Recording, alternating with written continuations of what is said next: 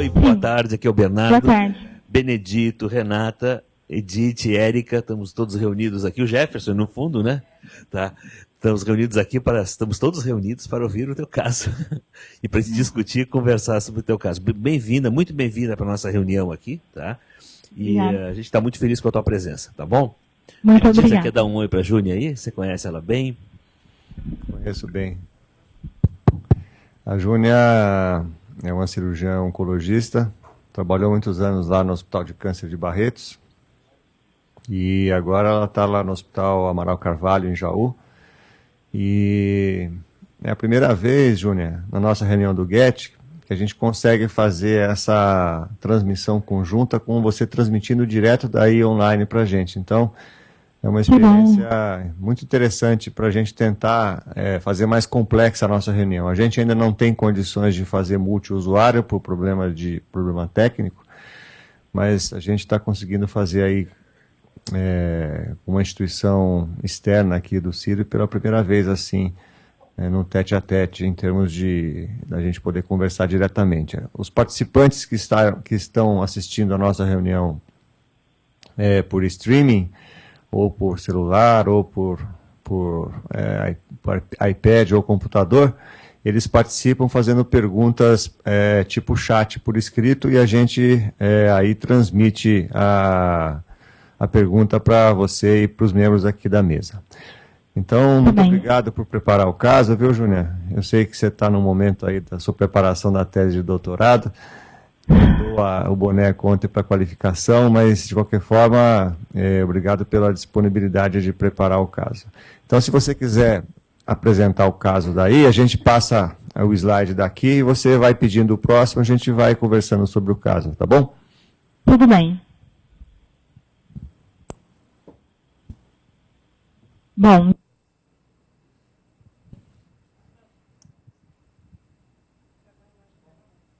nós vamos hoje sobre polipose eritematosa familiar. Realmente, eu faço parte da equipe de gastrocirurgia do Hospital Amaral Carvalho. Por favor. O primeiro caso, próximo, é um paciente de 39 anos atualmente. Próximo slide, por favor.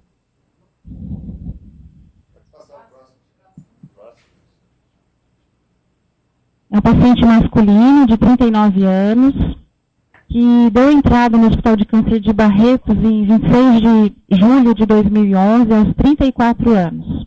Primeira consulta dele.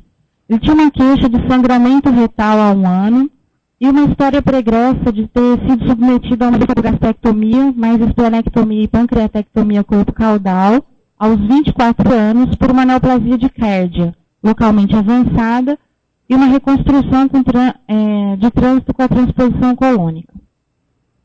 Ele negava qualquer patologia, tabagista 10 cigarros dia, ativista social, e tinha uma história familiar de um irmão que já fazia acompanhamento conosco no hospital, portador de câncer coloretal e polipose adenomatosa familiar, e alguns sobrinhos, 2 filhos desse irmão, que já estavam em segmento por polipose adenomatosa familiar também.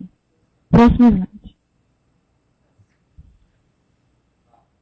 No exame físico, esse paciente se apresentava bem, curado, hidratado, eutrófico, os linfonodos eram negativos, linfócitos, axilas, na região inguinal também, o abdômen a princípio normal, tinha uma cicatriz mediana chifre umbilical, e no toque retal ele apresentava uma lesão ulceroinfiltrativa com aspecto de um pólipo degenerado a mais ou menos 4 centímetros da borda anal.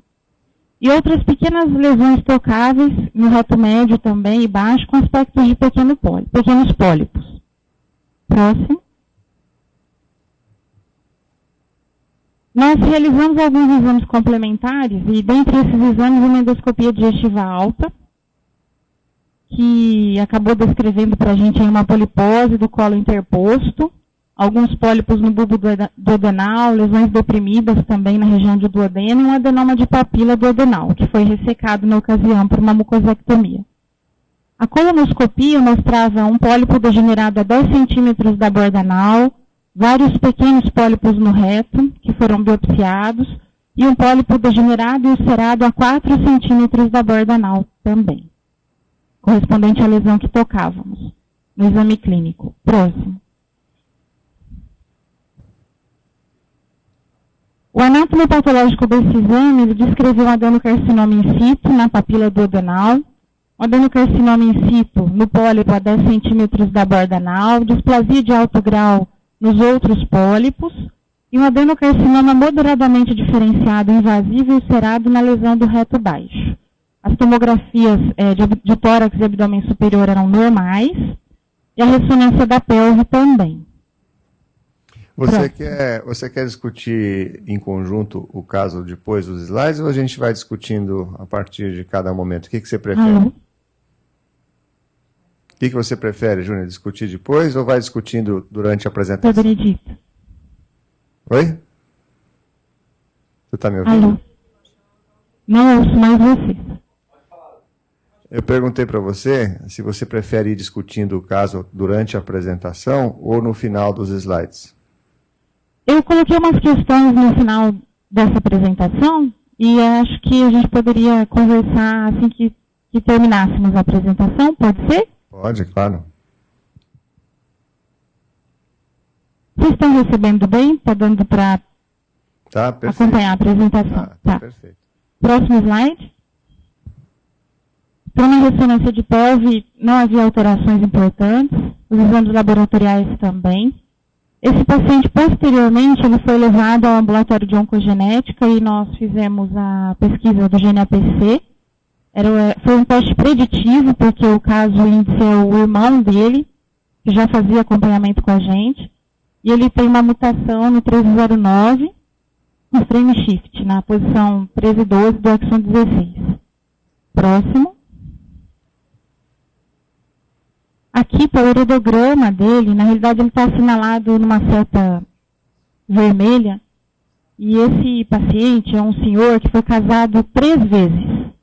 Então ele teve filhos com as 3 esposas. Ele tem bastante filhos. Ele tem 3 meninos com uma esposa, 3 meninas e um menino com outra, e uma outra menina também. E atualmente, ainda já no último acompanhamento, todos os filhos são cuidados por uma única mulher. Eles moram todos juntos, numa mesma casa, e uma única mulher que acompanha todas as crianças. Próximo. Você quer comentar sobre os irmãos e primos dele? Então, na realidade, o nosso caso índice é o irmão dele, que tem 2 filhos que não são mutados. O irmão dele é uma pessoa que ainda está em acompanhamento conosco também, e ele é portador de câncer coloretal metastático. Atualmente ele faz quimioterapia por metástase pulmonar, já fez até uma ressecção, uma metastasé, e atualmente só faz acompanhamento. Os outros familiares, a gente sabe que eles são portadores e desenvolveram câncer coloretal também, mas nós não acompanhamos. Nós só conseguimos atualmente acompanhar o paciente em questão e o seu irmão e todos os filhos. Todos os filhos estão em segmento. Nesse heredograma, na realidade, a gente não assinalou os filhos que apresentam a mutação, mas ele tem 3 filhos com a mutação, o paciente em questão. O paciente índice, os 2 filhos dele não apresentam a mutação. Então, o paciente em questão, ele tem 3 filhos mutados, são crianças ainda. Uma dessas crianças, ela acabou sendo operada, é uma menina, e a gente já fez uma cirurgia profilática para ela, porque os pólipos, eles estavam de muito difícil controle. Ela foi operada aos 15 anos, e ela apresentava muito sangramento, dificuldade de nutrição mesmo, começou a ter um emagrecimento importante, mesmo a gente usando doses altas de Celebra, que foi a medicação que a gente usou, do inibidor de COX, mas realmente nós precisamos antecipar o tratamento cirúrgico dela. As outras 2 crianças, elas continuam em acompanhamento no ambulatório. Nós fazemos um segmento com protocolo, que o Dr. Benedito conhece, nós fizemos juntos esse protocolo, e todas as crianças fazem esse segmento de uma maneira bem rigorosa. A mãe atual das crianças cuida delas muito bem, então a gente consegue fazer um segmento bem adequado. Próximo slide, por favor. Na ocasião, em relação ao tratamento do câncer coloretal, nós propusemos um tratamento cirúrgico. Eu operei esse paciente, em 2011, nós submetemos ele a uma retossigmoidectomia, na realidade ele foi submetido a uma colectomia total, está descrito de maneira errada, com uma ileostomia terminal, e nós fizemos a mucosé do canal anal, nós preservamos o esfíncter e fizemos a mucosé do canal anal. Ele teve como anátomo patológico um adenocarcinoma bem diferenciado, com uma infiltração linfática presente em um linfonodo, e um linfonodo comprometido de 34 linfonodos dissecados. Na verdade, não foi uma coleta total, né, Júnior? Ele tinha parte do colo, não foi uma coleta total, mas porque ele tinha parte do colo operado. Assim, na realidade, foi uma cirurgia bastante difícil. Porque ficou no esôfago, né, a outra parte do colo. Exatamente, isso. E cada vez que a gente tracionava o cólon para poder alcançar uma ileostomia, ele fazia uma alteração vagal que a gente não entendia. Durante o ato cirúrgico, o anestesista várias vezes ele parou a cirurgia e pedia para a gente esperar um pouco, porque ele fazia bradicardia. Então, foi um caso bem complexo mesmo, um dos casos complexos que a gente acompanha. Na realidade, não foi uma coleta total, realmente, porque ficou cólon, né? E da parte da papila, ele vem em acompanhamento, inclusive ele desenvolveu uma outra lesão de 2 centímetros e teve uma hematêmese, um sangramento por conta dessa lesão, mas a gente conseguiu o controle endoscópico dessa lesão, e ele vem fazendo o acompanhamento por endoscopia, e na ocasião a gente colocou uma prótese plástica na via biliar com papilotomia em mais ou menos outubro de 2011. E a última ressecção dele conservava adenocarcinoma intramucoso mesmo, originado em adenoma tubuloviloso, com pedículo sempre livre. Próximo. Ele fez adjuvância com Folfox, ele completou a adjuvância, e atualmente ele está no protocolo de segmento sem atividade tumoral. E ele não desenvolveu outros tipos de fenótipos também relacionados à mutação que nós descrevemos. Próximo. Então, as questões que eu quero colocar em reunião, e até a gente espera que tenha outras questões também, mas queria discutir principalmente o que vocês recomendariam para esse caso, se o conhecimento do tipo de mutação auxilia esse caso, se existe alguma proposta terapêutica diferente do que foi feito, e como vocês fariam o segmento do caso.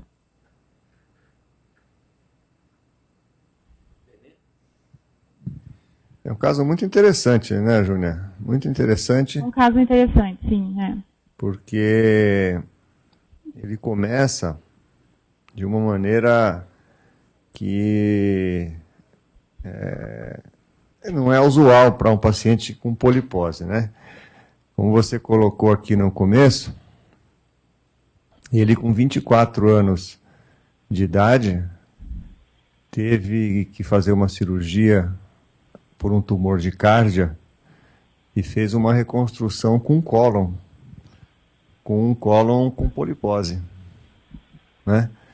Então, isso é uma conduta extremamente controversa, porque você está colocando ali um órgão que tem um fenótipo para desenvolvimento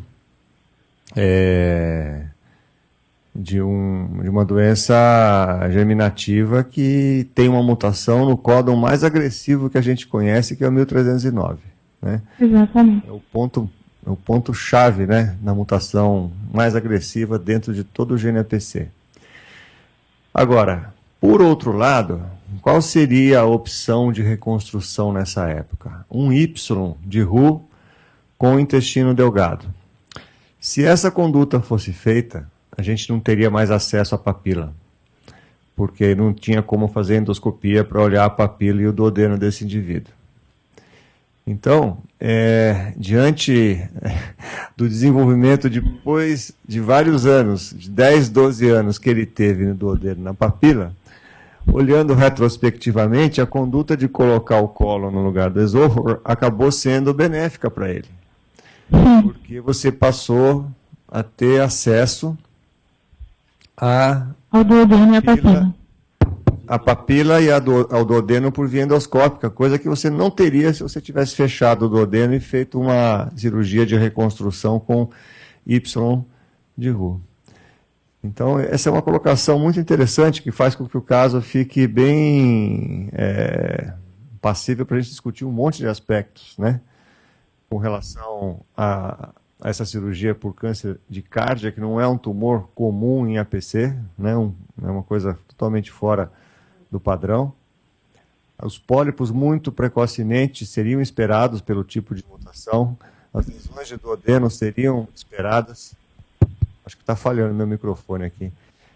As mutações seriam esperadas, os pólipos seriam esperados pelo tipo de mutação agressiva que ele tem, tanto em cólon quanto em duodeno, quanto lesão de papila. O que a gente, olhando como um todo agora o caso, a gente fica pensando é que, em algum momento, essas ressecções de duodeno e de papila não vão ser mais suficientes para ele. Porque ele é muito jovem ainda, né? A chance dele ter alguma coisa futuramente... obrigado, Érica. A chance dele ter futuramente alguma coisa ainda nesse duodeno, nessa papila, é muito alta, né? Eu acho que o que vocês estão fazendo de segmento para ele é o que dá para fazer no momento. Não esquecer que o cólon colocado no esôfago, ele tem tendências a ter pólipos, só que assim, a gente sabe que quando você muda um órgão de lugar, ele passa a expressar coisas diferentes do que ele expressaria na função normal dele. Então, esse cólon que está no lugar do esôfago tem hoje um estímulo ambiental diferente do que ele tinha na função de cólon, que hoje ele tem função de esôfago. Então, talvez, isso é pura opinião pessoal, não tem embasamento nenhum, é que se você trocar o cólon e colocá-lo numa função não de cólon, a gente não sabe se ele vai ter o fenótipo de pólipos que ele teria se estivesse fazendo a função de cólon, né? A gente tem um estudo que a Renata coordenou há algum tempo atrás, de estudar bolsas de ilho, J-pouch, para reconstrução de proctocolectomia total em polipose, em que o ilho que vai para o lugar do cólon passa a expressar proteínas que são expressas pelo cólon, não pelo ilho, porque ele passa a ter função de cólon, ele deixa de ser um ilho. Então você pode pensar o contrário, né? Que o cólon que vai para o lugar do esôfago pode deixar de expressar proteínas de cólon e passa a ter um risco menor, teoricamente, de ter pólipos. Então é um caso muito interessante mesmo. E o que eu acho que esse indivíduo, Júnior, ele deve entrar num programa de prevenção com ácido acetilsalicílico contínuo. Isso eu faria para ele. Não com Celebra, mas com AS, numa dose que eu não sei dizer para você qual seria a ideal, mas uma dose intermediária, porque ele teria que usar por longos períodos, porque isso sabidamente diminui o risco de novas lesões, né? No colo, pelo menos. Eu queria ver a opinião de todo mundo aqui, porque é um caso com um monte de coisas interessantes, né? Com relação ao heredograma, ele teve 8 filhos e só 3 têm a mutação. Então ele tem 5 filhos sem mutação, o que é muito, muito bom para a família, né? São 3 indivíduos, mas você veja que uma das 3 filhas que teve a mutação, com 15 anos, já tinha um fenótipo extremamente agressivo que bate com o local da mutação dentro do gene, né? Então, é a mutação do código 1309, é a mais agressiva de todas. E o outro irmão dele, nenhum dos 2 filhos tem a mutação. Ou seja, de 10 descendentes conhecidos, só 3 têm, né? O que é uma coisa boa para a família. Eu queria ver a opinião do Bernardo e da Renata aqui sobre o caso. Bernardo. Eu vou passar para a Renata primeiro, até porque essa primeira questão é bastante cirúrgica.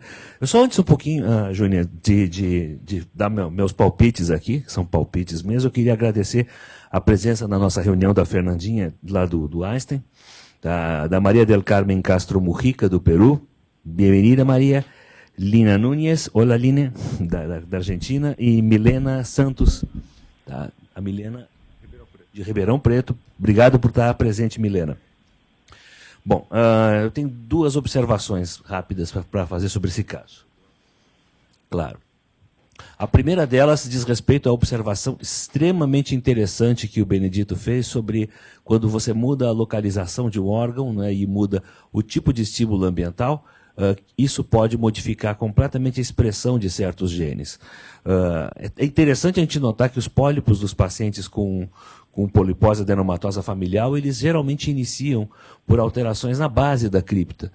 É onde a função dos homeogenes são mais intensas. Homeogenes são genes que são produzidos por células para estimular células do lado delas. Então eles saem como se fosse um efeito parácrino. Quando você tem uma expressão forte de homeogenes da base da cripta, você tem uma expressão muito forte do gene APC.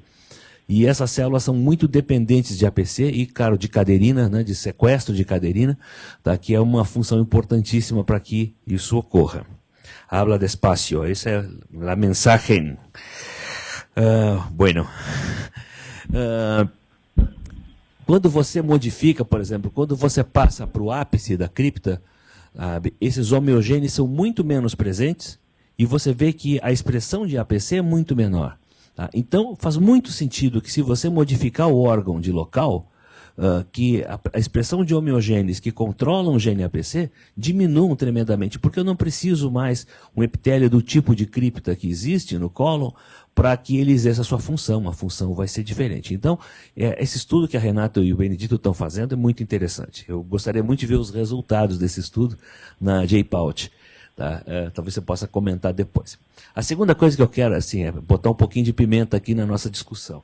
Eu não estou muito convencido que essa questão de que onde é a mutação, o códon que é a mutação, define o fenótipo. Eu acho que isso era uma coisa que era uma coisa absolutamente clara até uns 10 anos atrás, mas esses dados eles vinham de um único registro que trabalha com uma população que é geneticamente muito homogênea, que é a população inglesa. Esse registro foi fundado pelo Bussey, sei lá quando, dos anos 20, 30, 40, de polipose, trabalhava com uma população britânica, sabe? Na época não tinha, 25, né? Na época, essa população britânica nem imigrantes tinha suficiente, eu acredito. Era geneticamente muito homogênea. Então, quando você tem uma população muito homogênea, é possível que você faça certas inferências a respeito de sítios de mutação, tá? E genes moduladores que vão causar o tipo de fenótipo.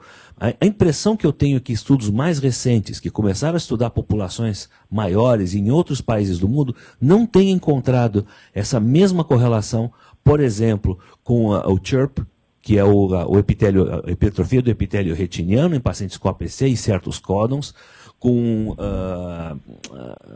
tumor desmoide e certos códons, e com o fenótipo mais agressivo de doença baseado no códon 1309 a 1312.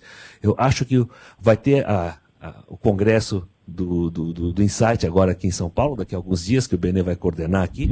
Eu acho que a gente vai ter oportunidade de conversar com as pessoas que têm trabalhado com registros exclusivos de polipose, para saber com eles se realmente essa questão ainda continua em pé.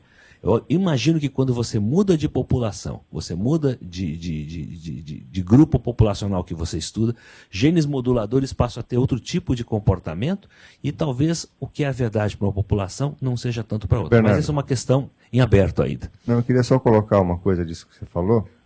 A tese de doutorado da Júnia avaliou 100 indivíduos tentando fazer essa correlação genótipo-fenótipo.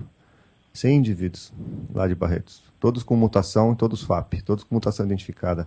Acho que ela podia falar um pouquinho sobre isso. Maravilhoso, eu não conhecia esse estudo. Por favor, nos conta em primeira mão aí. Não estamos te ouvindo, Júnior. Ainda não.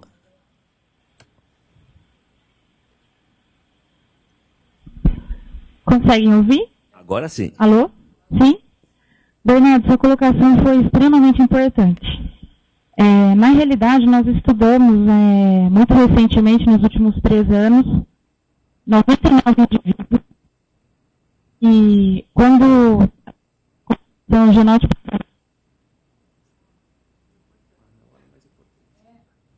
Seu microfone está falhando, Júnior.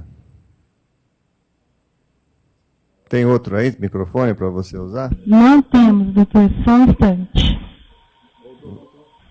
Voltou, Júnior.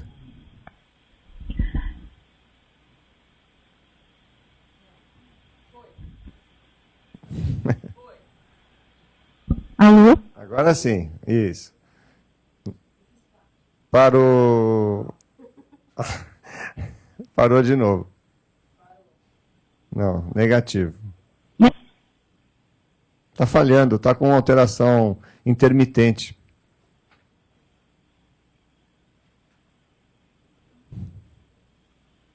Não estamos te ouvindo, Júnior.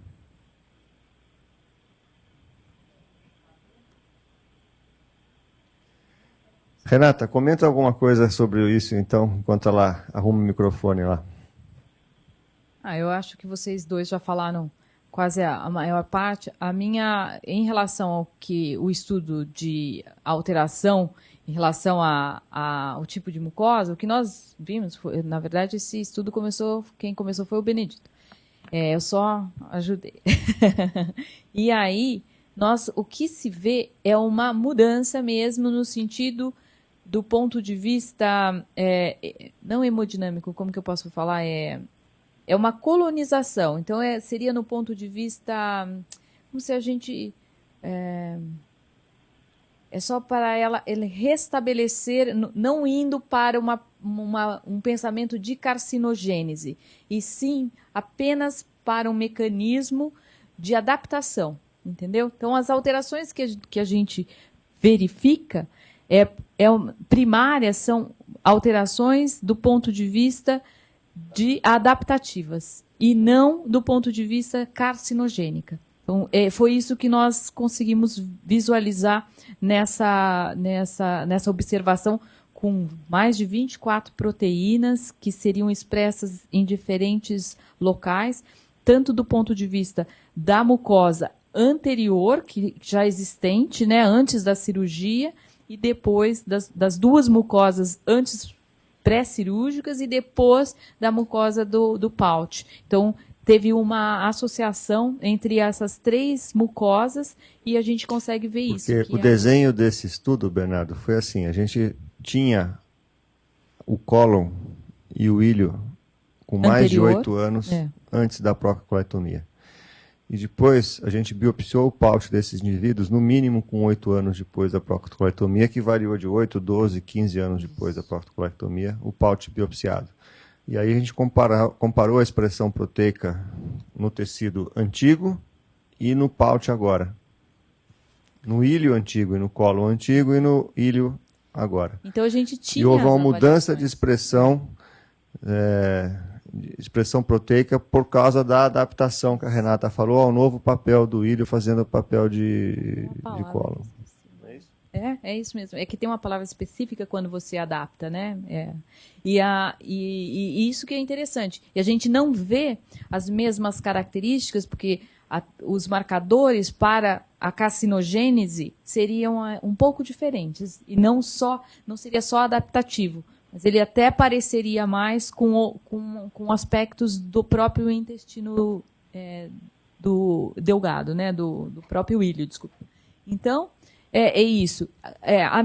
Depois tem uma pergunta para você, Júnior, que é em relação a como estava esse cólon desse paciente já na cirurgia da época do Cardia, né? Quando foi feita a primeira cirurgia. Eu gostaria de saber disso.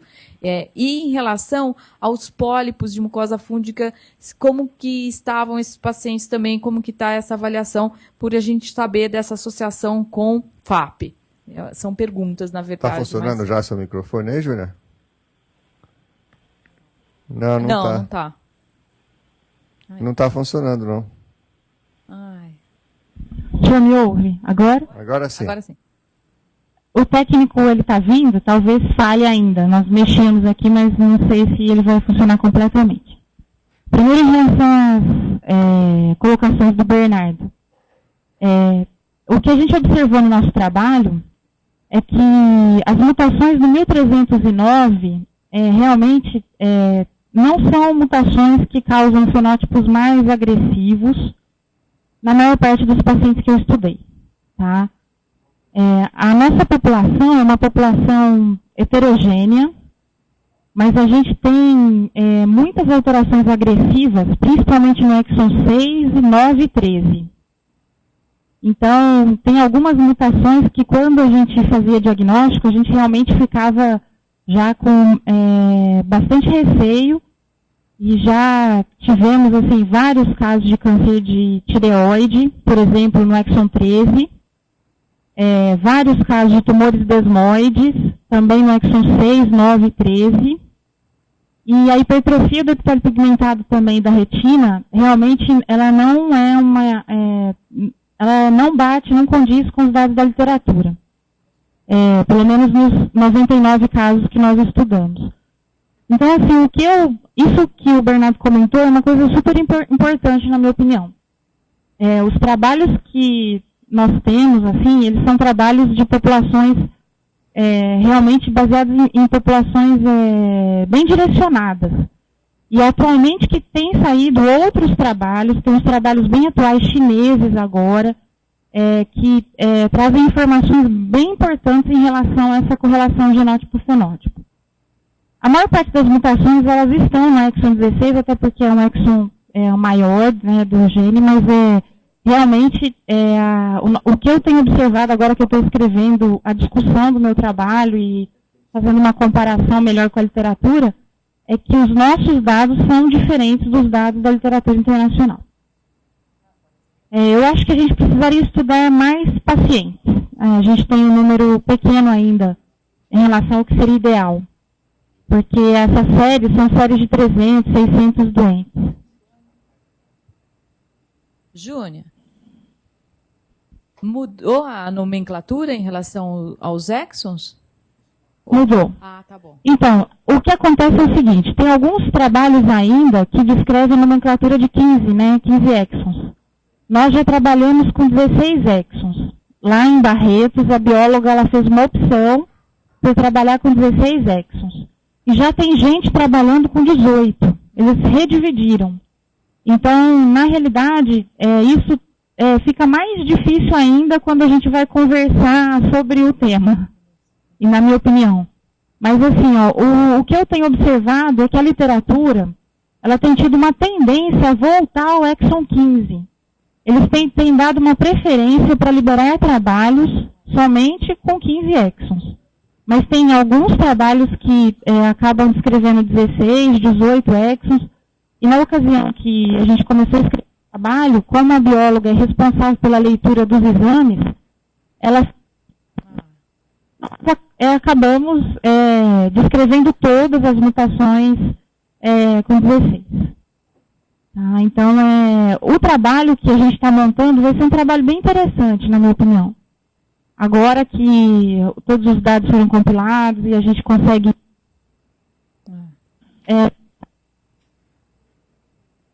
Parou novamente.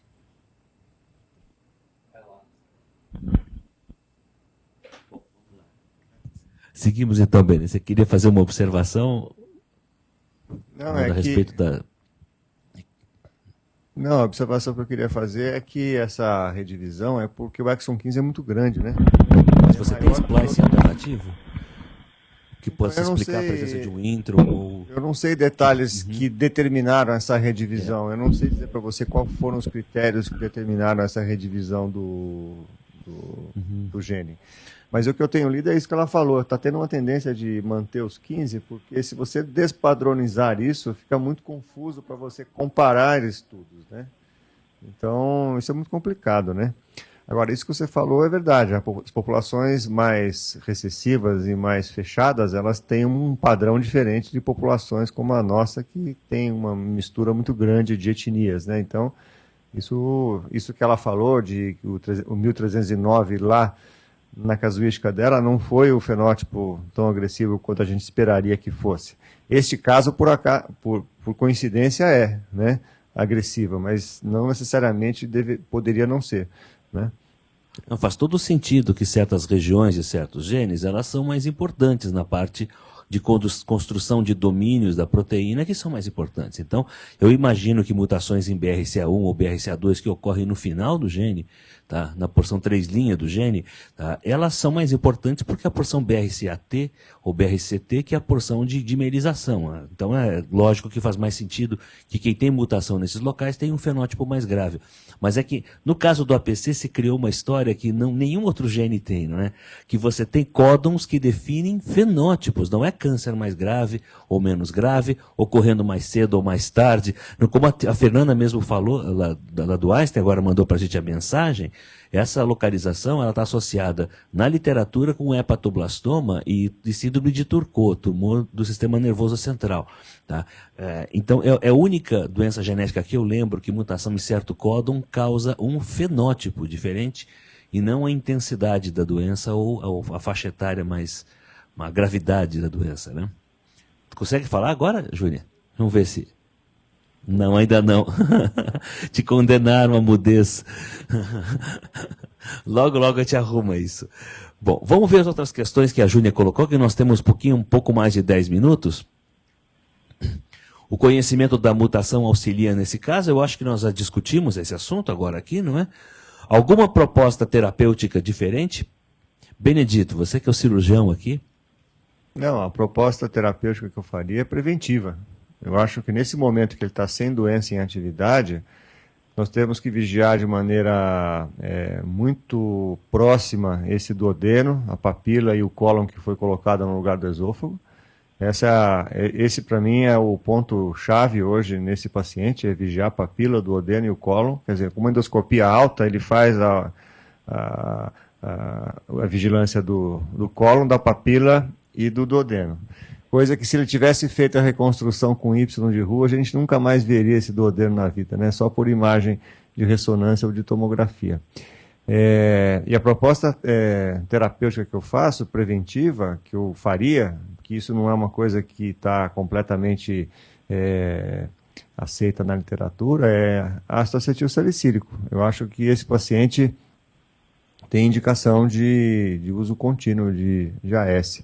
Eu não saberia responder a dose, porque tem aquele trabalho do John Byrne, o CAP, ele tenta nesse último CAP, que é o CAP3, estabelecer qual a dose preventiva, né?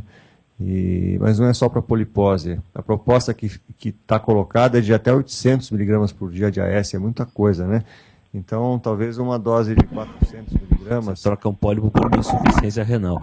Eu acho assim que a questão da dose é interessante, mas você vê que mesmo com doses altas de aspirina, que foi o trabalho original do KPP, não é? Você tinha que levar 5 anos para começar a observar algum benefício. Como esse estudo começou há pouco tempo, eu acho que 2 ou 3 anos, eu acho que só para o final da década a gente vai ter essa resposta. Eu tenho proposto, Benedito, não sei você, mas até lá, que meus pacientes fiquem com 81 miligramas, porque além de fazer bem para o coração, é uma dose protetora cardiovascular, é uma dose que realmente não causa efeitos complicados, os pacientes tomam sem problema essa dose, tá? E que, bom, se comprovar que realmente eu preciso de 800 miligramas de AS, tá? Vai ser uma outra história. Eu não sei se a gente vai conseguir dar uma dose tão tóxica por tanto tempo. 800 agora, eu acho que não vai ser a dose. Agora 80 miligramas, se confirmar que está certo, pelo menos eu estou fazendo algum benefício para os meus pacientes. O John Byrne vai ter 2 apresentações no Insight aqui. Uma vai ser justamente sobre o CAP, o último, para a discussão de dose. Ele vai estar aí falando sobre isso exatamente, o que eles estão encontrando. E uma outra apresentação relacionada a essa, mas não ao CAP. Então, acho que a gente pode perguntar diretamente para ele isso aí, porque ele é uma figura. Não sei se você conhece ele. Conheço bem. Bom, Júnior, então nós teremos essa resposta muito brevemente. Agora vocês me ouvem? Sim. Agora sim. Alô? Sim? Pode falar. Eu acho que é basicamente isso. E para responder a pergunta da Renata, esse paciente ele tinha estudo por colonoscopia do cólon. Então foi uma opção realmente do primeiro cirurgião a realizar a interposição colônica. Acredito que ele ficou pensando exatamente na preservação da papila e do duodeno. Nós podemos ir para o próximo caso? Acho que sim, nós temos 10 minutos, eu acho que podemos pelo menos tentar fazer rapidamente. Vamos tentar falar sobre o próximo então, rapidinho? Vamos lá. Próximo slide. Um paciente masculino de 28 anos atualmente, em primeira consulta em 2009, aos 23 anos, no Hospital de Barretos, com uma dor e distensão abdominal. De história pregressa, um paciente que foi operado profilaticamente por FAP em 2006, aos 18 anos, no Hospital do Servidor do Rio de Janeiro. Foi realizada uma colectomia total com uma endorretonastomose e preservaram 5 centímetros de reto. sem patologia, sem tabagismo, etilismo, uma história familiar do pai com câncer coloretal e FAP. Próximo. No exame físico, era um paciente que estava em irregular estado geral, descorado, desidratado na ocasião, tinha linfonodomegalia negativa, um abdômen globoso, hipertipânico, distendido, um pouco doloroso, mas a gente não conseguia palpar massas. E uma cicatriz mediana supra-infraumbilical. No toque retal, reto sem lesões, a gente tocava uma anastomose a 6 centímetros da borda anal. E a gente fez uma impressão diagnóstica de uma suboclusão intestinal. Então, esse paciente, próximo slide, foi internado e nós realizamos tomografia e ressonância de abdômen total. E nessas imagens, tem as imagens, eu perdi os slides agora, não sei se já estão nas imagens. Isso. Essa é uma imagem de uma das ressonâncias e eu não sei se a imagem está boa para vocês. É impressionante. Mas a gente vê, está dando para ver a lesão, né? Uma lesão extensa, né? Que começa infrarrenal, pega todo o retroperitônio, envolve principalmente o rim direito, o ureter, ela comete todo o mesentério, e nessas últimas imagens de ressonância, a gente vê que ela vai até a parte inferior, próximo à anastomose retal também. Próximo slide. Essa lesão, ela foi biopsiada e o resultado foi uma fibromatose desmoide. Nós realizamos a reto-sigmoidoscopia do paciente, ele tinha somente 2 pólipos no reto e com uma displasia de baixo grau. Próximo. Pode passar? Então, assim, na realidade foi um paciente considerado inoperável do ponto de vista cirúrgico para desmoide e ele foi para quimioterapia. A quimio foi feita com doxorubicina e cisplatina. Atualmente a gente não faz doxorubicina e cisplatina como primeira linha lá. Eu participei da montagem do protocolo para tratamento de tumores desmoides.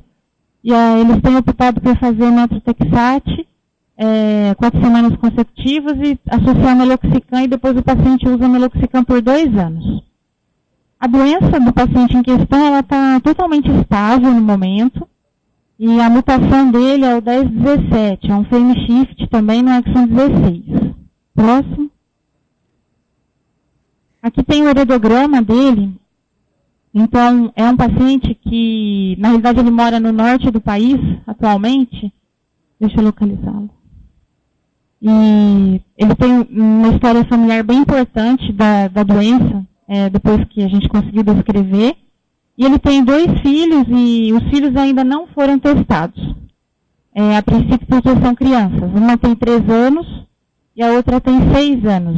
E a gente, no nosso protocolo, a gente estabeleceu que a gente só testaria crianças que tivessem uma aceitação já do teste, então a partir de 10 anos, e que a família concordasse com a realização do teste preditivo. Próximo.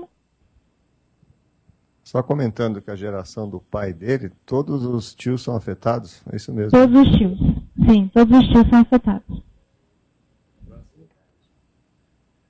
Então, as questões que eu coloquei para esse caso foi que, a respeito do marcador de mutação, como eu disse anteriormente, é um marcador, apesar do exon 16, mas é um marcador diferente, né?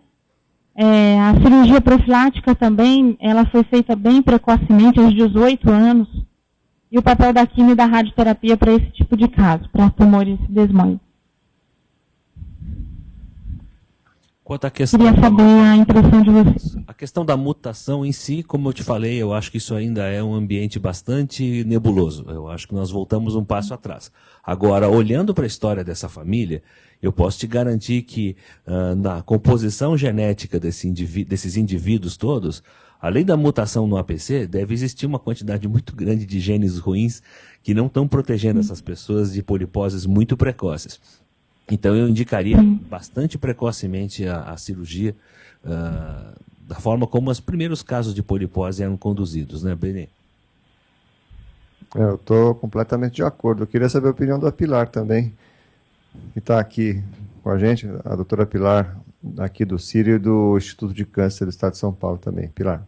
Não, eu estou de acordo com vocês. Eu acho que é uma família impressionante, né? Praticamente todos. É difícil a gente ver todos os membros acometidos de uma só família. Então tem uma penetrância de quase uma penetrância enorme, né? Então, eu acho que a conduta... E com relação eu acho interessante essa questão de colocar a aceitação das crianças dentro do contexto da realização do exame, né? Quer dizer, você não só está preocupado com o que você precisa fazer, mas você trazer e trabalhar com elas para que elas compreendam o que está sendo feito. Acho que isso é muito interessante. Com relação ao tratamento de desmoide, esse é um desafio para todos nós, né? Na verdade, nada funciona, principalmente esses desmoides muito grandes que pegam o mesocolo ou o mesentério. Hoje a conduta que se tem é que é melhor não operar esses pacientes do que operá-los, porque o risco que você corre operando é muito maior do que de não operar, né? Então, o Dr. James Church, que é, na minha opinião, a pessoa que mais estuda desmoide hoje, ele tem um grupo de desmoides de estudo, ele vai ter também no Insight 2 ou 3 mesas sobre conduta em desmoide, porque é um desafio muito grande o que fazer, né? Em termos de usar radioterapia nessas massas enormes, eu acho que não dá para usar. O uso de quimioterapia é muito pouco eficaz, tem alguns estudos com essas drogas que você falou, que Barretos tem no protocolo, mas é muito difícil, né? Então, a gente não tem muito o que fazer para lesões desse porte que você mostrou aqui para a gente, né? A cirurgia aí não vai ajudar, a radioterapia não vai ajudar, vai ter muito mais efeito colateral, e o tratamento medicamentoso não tem nenhum que seja efetivo. O que pode acontecer é dar uma estabilizada nessa doença e o indivíduo conviver com isso por algum tempo, até quando a gente não sabe. Então, essas questões que você colocou, aliás, muito bem colocadas, não tem resposta, né? Porque a gente sabe o que não fazer. Porque o que não fazer vai trazer mais complicações de maneira mais rápida para esses pacientes se você fizer, né? Agora, algo efetivo, realmente é um caso muito triste. Esses desmoides muito grandes assim, ainda mais com o paciente obstruído. Resolveu a obstrução dele, Júnior? Resolveu clinicamente. Que bom. Na realidade, ele resolveu clinicamente, ele começou a ficou um pouco melhor e conseguiu entrar no esquema de quimioterapia. E assim, por incrível que pareça, é um paciente que está bem. Ele, mesmo ainda apresentando uma lesão, não conseguiu resgatar o exame atual, que é um exame do ano passado. Porque ele fez o exame na unidade de Rondônia. Ele está residindo em Rondônia atualmente. E eles me mandaram o exame por e-mail. Então, realmente as imagens ficaram muito ruins e eu não consegui resgatar, mas ele tem um exame atual. E a lesão está um pouco bem menor do que essa lesão, mas ele perdeu realmente a função do rim. Então, é um paciente que ele tem um rim excluso por conta do desmoide, mas pelo menos ele está vivendo bem. Não tem sintomas obstrutivos atualmente. Só para lembrar que todos esses testes que nós estamos falando aqui, que estão sendo feitos lá em Barretos, eles são feitos para pacientes do SUS sem nenhum custo para o paciente, né? O paciente, quando tem o diagnóstico de uma síndrome genética hereditária de câncer típica, como esses 2 casos de polipose adenomatosa familiar que a gente está vendo aqui hoje, eles entram num programa de prevenção para o paciente, para a família, e o diagnóstico molecular para o paciente e para a família sem custo para o paciente e para a família. A instituição arca com todo o custo de prevenção molecular e de cirurgias e de exames preventivos. É um programa muito interessante, muito, muito interessante, e tem atingido de maneira eficaz e dentro dos mais altos padrões uma população que de outra maneira não teria como estar tendo acesso a esse tipo de abordagem preventiva e de tratamento. Nosso tempo está esgotado, Júnior. Tem, mas duas reparos bem rápidos. Passar a palavra aqui para o Bernardo. Só assim, que existem relatos com uso de pazopanib nesse tipo de doença, com resposta, e embolização ou quimioembolização, em alguns casos também com algum tipo de resposta. Mas isso são relatos que são fora de protocolo, e só como curiosidade, a Maria del Carmen do Peru, ela mandou em relação ao primeiro caso, 2 observações, que a gente deve considerar o risco de câncer papilar de tireoide naquela primeira paciente com a polipose, né? E também deveria manter uma avaliação clínica anual, na opinião dela, com ultrassonografia, que é um exame de baixo custo e que poderia ser bastante importante para a detecção de outras lesões paralelas, né? Especialmente para a tireoide. Benedito, você tem mais alguma coisa para acrescentar? Eu queria agradecer a todos que estiveram presentes na reunião, assim, pessoalmente e também online, né? Agradecer muito pelos teus casos, Júnior, foram extremamente interessantes e mostrou um trabalho muito, muito importante, muito bonito que está sendo feito em 2 centros do interior de São Paulo, Barretos e Jaú, com a tua presença, inclusive, agora em Jaú. Tá? E que queria convidar vocês para a próxima reunião, que está marcada para o dia 29, tá bom? Muito obrigado. Obrigado, Júnior.